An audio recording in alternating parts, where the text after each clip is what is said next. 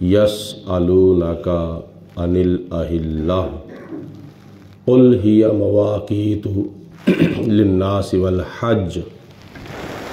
अल्लाह फरमाता है कि ए मेरे प्यारे रसूल अलैहिस्सलाम, आपसे ये नए चाँद के बारे में सवाल करते हैं कि नए चाँद का क्या हुक्म है। अल्लाह फरमाता है कि कुल, आप इरशाद फरमा दो, हिया मवाक़ीतु लिन्नास वल हज, और वो लोगों के लिए और हज के लिए वक्त की अलामात हैं।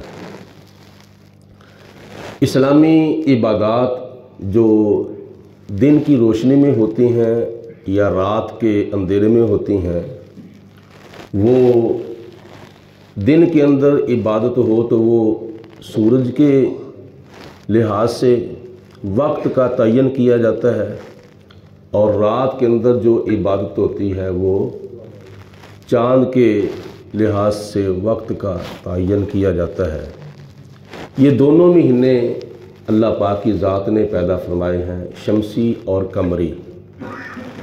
शमसी साल का ताल्लुक़ जो है वो सूरज के साथ है, और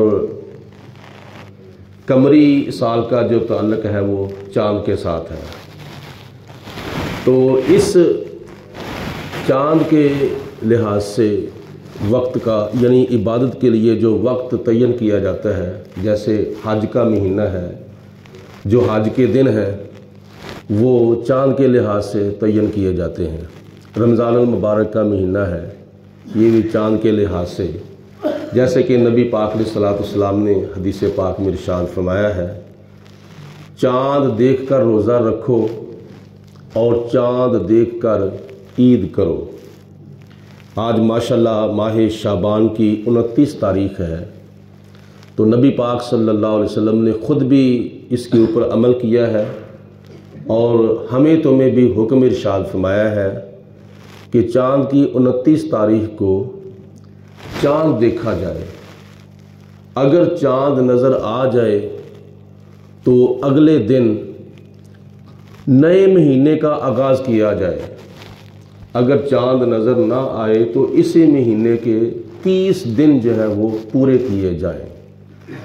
माह मुहर्रम शरीफ से लेकर माह ज़ुल्हिज्जा तक जो महीने 12 गुज़रते हैं, इनमें से कुछ महीने 29 के होते हैं और कुछ महीने 30 के होते हैं। इन महीनों में ना कोई 28 का महीना होता है और ना कोई 31 का महीना होता है, या 29 का होता है या 30 का होता है। तो ये नबी पाक अलैहिस्सलाम की बड़ी प्यारी महबूब सुन्नत है, माह शाबान की 29 तारीख़ को माह रमज़ान शरीफ का चाँद देखना।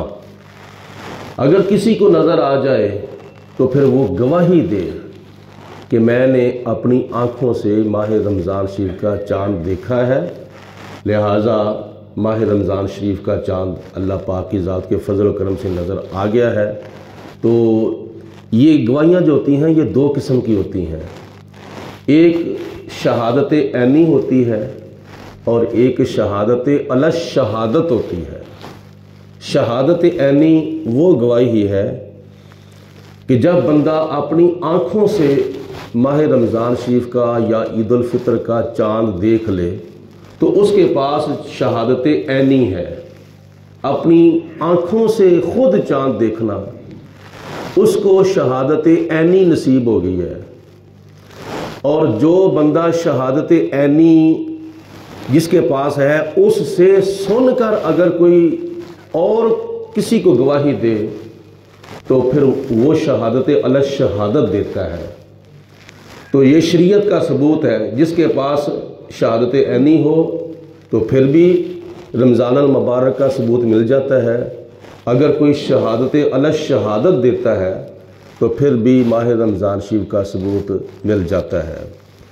आज से तकरीबन 50 साल पहले या इससे कुछ अरसा पहले या इससे कुछ अरसा ज़्यादा पहले पूरी दुनिया के अंदर या हमारे मुल्क पाकिस्तान में, मैं तो लोहिया वाला की बात करता हूँ क्योंकि बचपन का ज़माना था, होश अभी संभला नहीं था, तो सारा लोहिया वाला जो था وہ ماہ شعبان کی 29 تاریخ کو اور ماہ رمضان کی 29 تاریخ کو اپنے اپنے چھتوں کے اوپر لوگ چڑھے ہوتے تھے تو چاند دیکھتے تھے۔ مغرب کی نماز کے ٹائم، مغرب سے پہلے مغرب کے بعد چاند دیکھتے تھے 29 تاریخ کو۔ ابھی میں نے مکمل طور پر ہوش نہیں سنبھلا تھا، تو اتنا ذوق ہوتا تھا، اتنا شوق ہوتا تھا ماہ رمضان شریف کی خوشی کا۔ جس طرح عید الفطر کے آنے کی خوشی ہوتی ہے نا، تو اسی طرح ماہ رمضان شریف کے آنے کی بھی بڑی خوشی ہوتی تھی اس وقت۔ اور اس خوشی کی علامت یہ ہوتی تھی کہ لوگ اپنی اپنی چھتوں کے اوپر چڑھے ہوتے تھے۔ تو اگر اللہ کا فضل ہوتا، چاند نظر آ جاتا تھا، تو ہمارے محلے کے اندر ایک بزرگ ہوتے تھے بابا جی، آج بھی ان کی اولاد ماہ رمضان شریف کے اندر سحری کے ٹائم ڈھولک بجاتی ہے۔ ان کی اولاد لوگوں کو جگاتی ہے سحری کے لیے کہ اٹھو روزے کا اور سحری کا اہتمام کر لو۔ لیکن وہ بابا جی تھے، بڑی ان کی عمر تھی، تو جب ان کو پتہ چلتا تھا نا کہ چاند نظر آ گیا ہے، تو اسی وقت وہ ڈھولک بجاتے تھے، اور اس کی آواز جو ہے وہ کافی دور تک چلی جاتی تھی، چھت کے اوپر چڑھ کے بجاتے تھے، تو لوگوں کو پتہ چل جاتا تھا کہ رمضان شریف کا چاند نظر آ گیا ہے، عید الفطر کا چاند نظر آ گیا ہے۔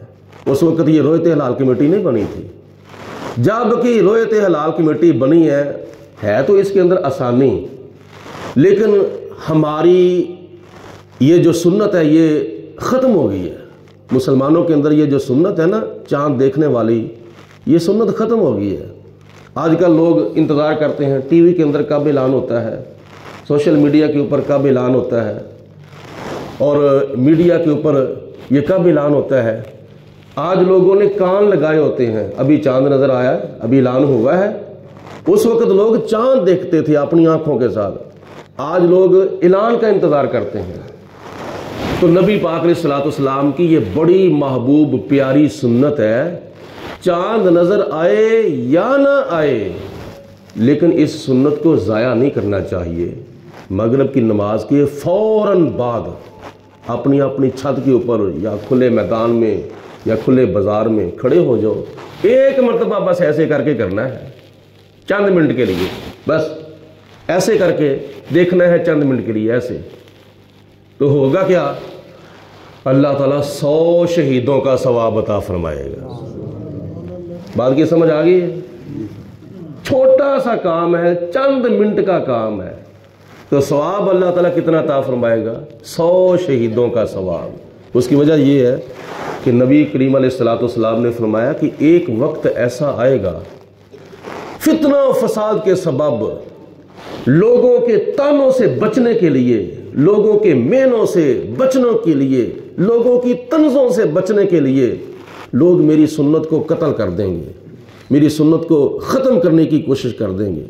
اس پرفتن دور میں اگر کوئی میری سنت کو زندہ کرے گا، اللہ اس کو بغیر جہاد کے گھر میں بیٹھے ہوئے 100 شہیدوں کا ثواب عطا فرمائے گا۔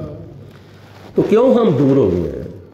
صرف دنیا کے مینوں سے، طنزوں سے، فتنوں سے اور دنیا کے تانوں سے بچنے کے لیے ہم اپنے نبی کی سنت کو ترک کر دیں؟ یہ کبھی نہیں ہو سکتا۔ کہنے والا تو یہاں تک کہتا ہے کہ جے کر یار دے نام دا ملے میلا، چولی پا لئیے تھلے سٹیے نا، جے کر یار دے نام دی ملے سولی، جھوٹا لے لئیے پیچھا ہٹیے نا۔ ہمارے قبلہ الحاج پیر مفتی ابو داؤد پیر مرشد رحمۃ اللہ تعالیٰ علیہ فرماتے ہوتے تھے کہ جب کوئی دین کے معاملے میں تُنے تانا دے نا، تو نے ٹوپی سر پہ پہن لی ہے تو بھی مسیطڑ ہو گیا ہے۔ اگر کوئی کہے اور تو 5 وقت کی نماز پڑھنے لگ گیا ہے، بڑا مسیطڑ ہو گیا، بڑا حاجی نمازی ہو گیا میں، تو اسے سمجھاؤ اللہ کے بندے میں فلاں محفل میں گیا تھا، فلاں درس قرآن میں بیٹھا تھا، کسی دین کے خادم نے مجھے مسئلہ بتایا تھا، میں نے اسی کے اوپر عمل کر لیا ہے، بات ختم۔ پھر بھی وہ نہ مانے، پھر بھی وہ تانے دئی آئے، پھر بھی وہ باز نہ آئے، تو حضور قبلہ حاجی صاحب فرمایا کرتے تھے بس پھر یہی سمجھو رائی راہ ننگ دے پینے تے کتے بھونک دینے تے، وہ کتیاں دے بھونکن دے نال رائیاں نے اپنا رات نہیں نہ چھڑ دینا۔ اس لیے اس طرح کے معاملات ہوتے رہتے ہیں، لوگ تانے وغیرہ طنزیں وغیرہ کرتے رہتے ہیں، لیکن نبی پاک علیہ الصلوۃ والسلام کی سنت کا دامن جو ہے چھوٹتی ہے خدائی تو چھوٹے، تیرا رشتہ نبی سے نہ ٹوٹے۔ حضور علیہ الصلوۃ والسلام کی سنت کو اپناؤ اور اس پرفتن دور کے اندر ایک ایک سنت کے بدلے 100 شہیدوں کا ثواب حاصل کرو۔ سنتیں تو اور بھی بڑی ہیں، لیکن یہ ضمناً سنت آج 29 شعبان کے ضمن میں آئی ہے، تو سب مسلمانوں نے، تمام بھائیوں نے اپنے گھر والوں کو بھی کہو، اپنے دوسرے بچوں کو بھی کہو یہ سنت جو ہے، اگرچہ گواہی جو ہے وہ بالغ کی، سمجھدار کی قبول کی جائے گی، لیکن ثواب تو سب کو ملے گا نا۔